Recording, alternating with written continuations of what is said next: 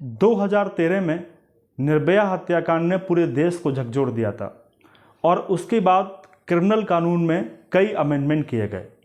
लेकिन 2013 के बाद अब 2024 में आरजी कर मेडिकल कॉलेज यानी कोलकाता में महिला डॉक्टर के साथ जो घटना हुई है उससे पूरा देश स्तब्ध है।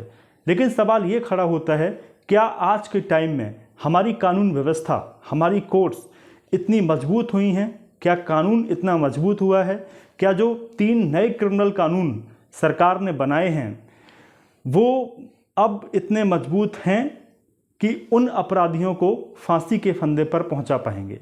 और दूसरा सवाल ये भी खड़ा होता है कि क्या टाइमली उन सारे आरोपियों को पनिशमेंट कोर्ट दे पाएगी जिन्होंने इस घटना को अंजाम दिया है? मैं आपको आज ये बता रहा हूँ कि भारतीय न्याय संहिता BNS, जिसने IPC को रिप्लेस कर दिया है, इस BNS में क्या कानून है जो इन आरोपियों को, इन अपराधियों को, जघन्य अपराधियों को फांसी के फंदे पर पहुंचाएगी। देखिए, जो भारतीय न्याय संहिता है उसमें IPC की धारा 376 की जगह सेक्शन 64 को इंट्रोड्यूस किया गया है और सेक्शन 64 रेप के लिए आजीवन कारावास तक की सजा का प्रावधान करता है, लाइफ इम्प्रिजनमेंट तक के पनिशमेंट का प्रोविजन करता है। और धारा 302 जो भारतीय दंड संहिता में थी यानी कि IPC में, अब BNS में 302 की जगह धारा 103 यानी कि सेक्शन 103 को इंट्रोड्यूस किया गया है और इसमें फांसी तक का पनिशमेंट का प्रोविज़न है।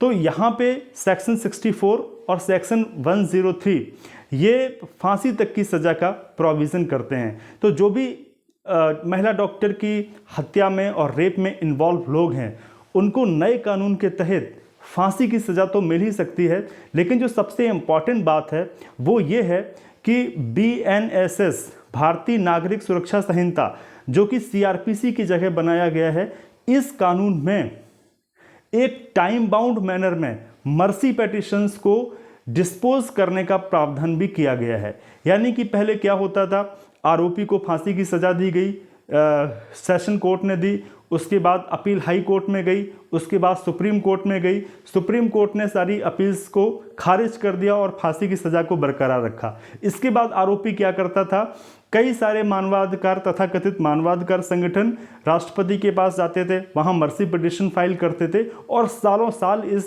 पूरी प्रक्रिया में निकल जाते थे। अब प्रोविज़न क्या किया गया है? अब प्रोविज़न ये किया गया है कि मर्सी पिटिशन यानी कि जो आरोपी है, ठीक है, जिसको सज़ा दे दी गई है, जो अब अपराधी डिक्लेयर कर दिया गया है, वो 30 दिन के भीतर सरकार को के थ्रू प्रेसिडेंट को मर्सी पिटिशन भेजेगा। और सरकार का जो इसमें रोल है यानी कि केंद्रीय सरकार मर्सी पिटिशन रिसीव होने से 60 डेज के भीतर इसे प्रेसिडेंट को फॉरवर्ड करेगी और प्रेसिडेंट से जैसे ही उसका कंफर्मेशन मिलता है वो पिटिशन या तो डिसमिस होती है या अलाउ होती है।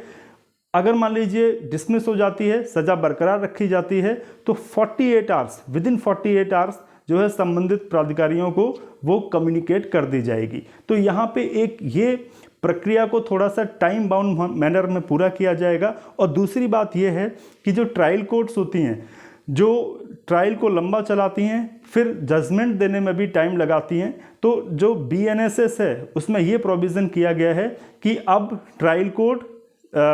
ट्रायल ख़त्म होने के विदिन 45 डेज जजमेंट को प्रोनाउंस करेंगी। तो जो नए कानून हैं एक बहुत ही टाइम बाउंड मैनर में आरोपी को सज़ा दिलाने में अपनी भूमिका सुनिश्चित करते हैं। तो हम इन नए कानूनों पर विश्वास कर सकते हैं और जिन्होंने भी कोलकाता की इस घटना को अंजाम दिया है वो निश्चित रूप से बहुत जल्दी फांसी के फंदे तक पहुंचेंगे।